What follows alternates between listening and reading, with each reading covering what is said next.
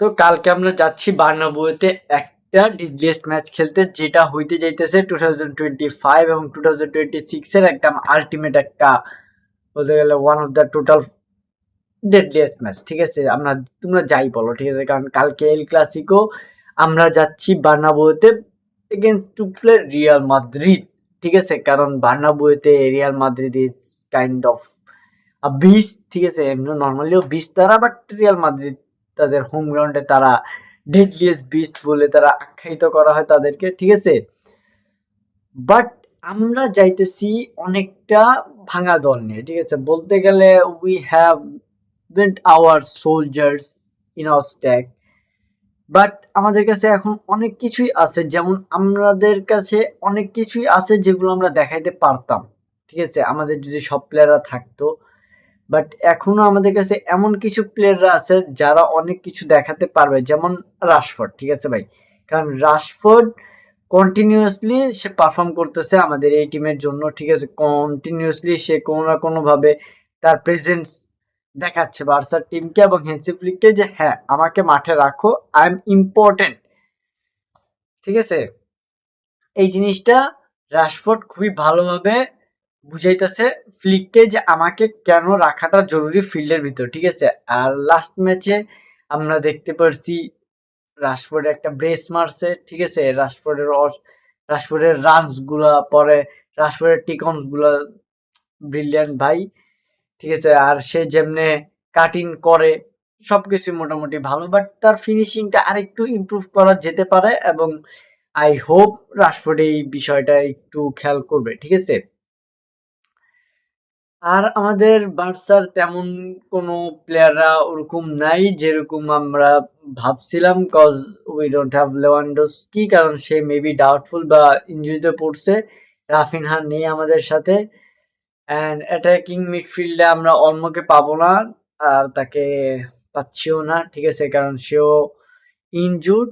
আমরা পাচ্ছি কাকে? ফেরমিনকে। ঠিক আছে, আমাদের ওই জায়গায় বলতে গেলে ফেরমিনের পরে তেমন কোনো অপশন নাই, but we can play draw. ঠিক আছে, আমাদের কাছে ড্র আছে, ড্রকে আমরা চাইলে ওই প্লেসটাতে খেলাইতে পারি ইকে, যখন অন্য কোনো প্লেসে দেওয়া হবে ফেরমিনকে। ঠিক আছে, তো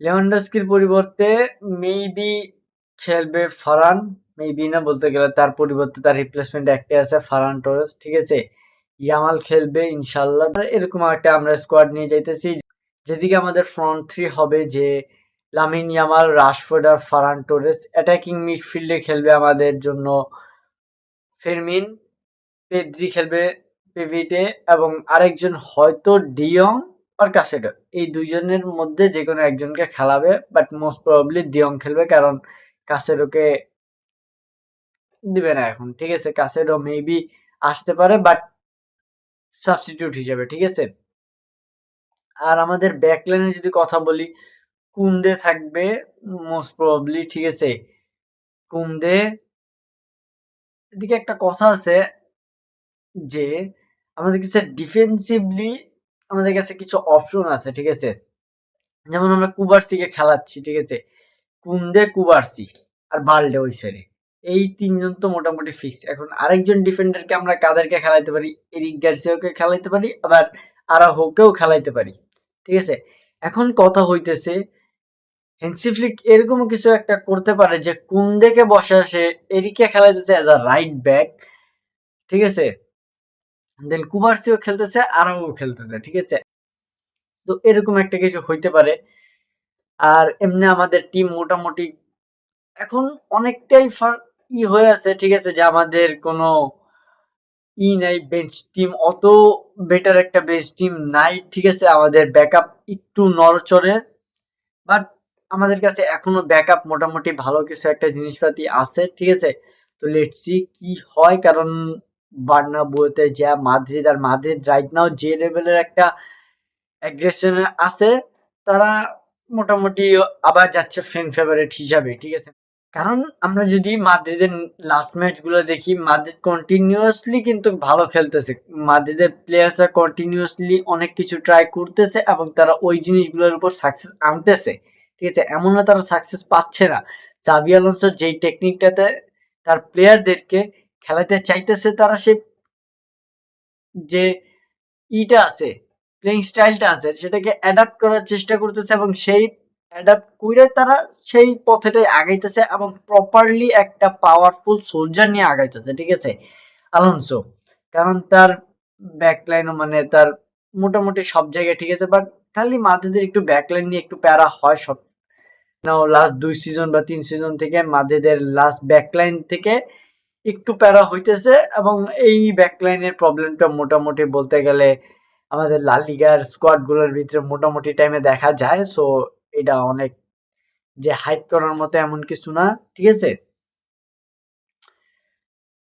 আর মাদ্রিদের কালকে ব্যাকলাইন হিসেবে কে খেলে এটা দেখার কথা, কারণ লেফট ব্যাকে ক্যারেরিয়াস আর রাইট ব্যাকে মেবি ভালভার্দেই খেলবে, কারণ রাইট ব্যাকে খেলানোর মতো তেমন তার কাছে আর কেউ নাই, ঠিক আছে।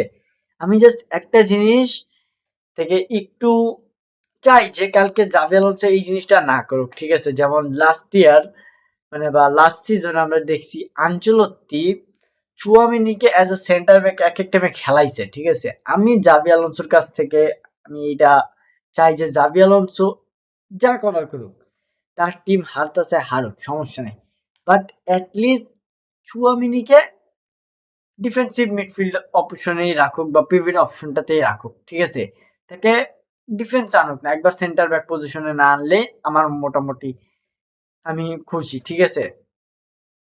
আর কালকে একটু কষ্ট করতে হবে আমাদের রাইট ব্যাক আর যে সেন্টার ব্যাক গুলোদেরকে আছে, ঠিক আছে। কারণ লেফট ব্যাক থেকে অতটাও আমাদের প্যারা খাবো না, বাট যতটা রাইট ব্যাক আর সেন্টার ব্যাক থেকে আমরা প্যারাটা খাবো, কারণ রাইটে মেবি আমাদের সাথে ভিনিসিয়াসের ক্লাস হবে, মেবি না অবশ্যই হবে ভিনিসিয়াসের সাথে ক্লাস, কারণ ভিনিসিয়াসও কিন্তু আস্তে আস্তে ফর্মে আইসা পড়ছে, ঠিক আছে। ভিনিসিয়াস ফর্মে আছে, এমবাপ্পে তো ভাই তুমুল ফর্মে আছে, ঠিক আছে। দেন আমরা যদি কথা বলি হলো আমাদের বেলিংহামও আস্তে আস্তে ফিট হয়ে যাইতেছে, ঠিক আছে। দেন মাস্তাতুনও আছে।